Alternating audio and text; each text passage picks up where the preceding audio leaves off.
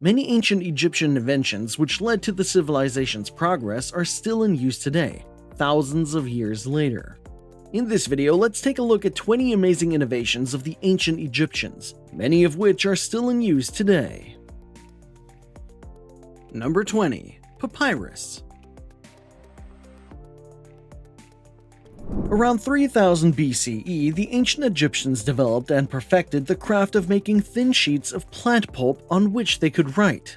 They used the pith of the papyrus, a type of plant that grew on the banks of the river Nile. The core of the papyrus plant was cut into thin strips that were then soaked in water so that the fibers would soften and expand. These strips would then be stacked on top of one another until a wet paper-like form was achieved. The Egyptians would then press the wet sheets and leave them to dry out. This took little time due to the warm and dry climate. Papyrus was slightly harder than today's paper and had a texture similar to that of plastic. It was a good quality and quite durable, which is why many of the ancient Egyptian scrolls made from papyrus still exist to this day. Ink.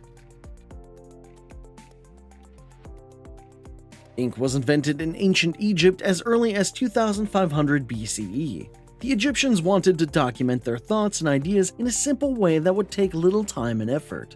The first ink they used was made by burning wood or oil and mixing the resulting concoction with water. Later on, they began mixing different pigments and minerals together with water to create a very thick paste, which was then used for writing on papyrus with either a stylus or a brush. Over time, they were able to develop different colored inks like red, blue, and green.